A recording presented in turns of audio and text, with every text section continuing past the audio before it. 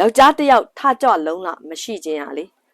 သမင်းငတ်ဖို့အကြောင်းတရားပဲသမီးရေအေးဆေးဆေးနေတယ်တဲ့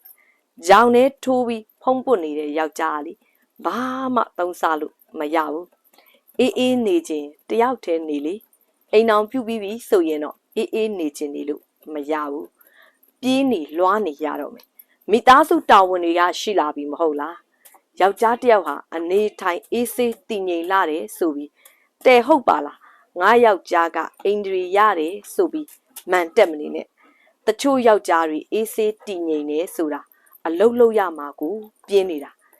အပြင်းထူတဲ့ယောက်ျားတွေဟာလှုပ်ရမှာပြင်းလို့ငြိမ်နေကြရာကနေတည်ငြိမ်ခန့်ညားတဲ့ပုံပေါက်သွားတာသမီးကြီးတကယ်တော့လေအဲ့ဒါဟာတည်ငြိမ်တာမဟုတ်ဘူးဘာအလုံးမှမလုပ်ပဲအချိန်တိုင်းကြောခင်းနေကြတာတချို့ယောက်ျားတွေရှိသေးတယ်လူမှုရေးအရန်ကောင်းတာနေရာတကာတိုင်းမှာသဘောကောင်းတယ်ကုညီတယ်ရိုင်းပင်းတယ်လူတကာနဲ့တဲ့တယ်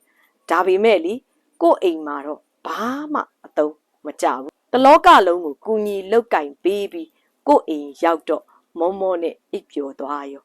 လူတကာကိုကုညီနေပေမဲ့ကို့အိမ်ကလူတွေပင်ပန်းနေသလားဆိုတာလောက်တောင်တတိထားရကောင်းမှမသိတဲ့ပရာဟိတကိုတွေပေါ့ဒါတွေကိုအထူးသတိထားပါသမီးကြီးလင်ရွေးမားတာဟာလေဘဝပြက်တာနဲ့အတူတူပဲဖို့မယူခင်ကနေတေချာလေးလာသုံးသက်ရွေးချယ်ပါသမီးကြီး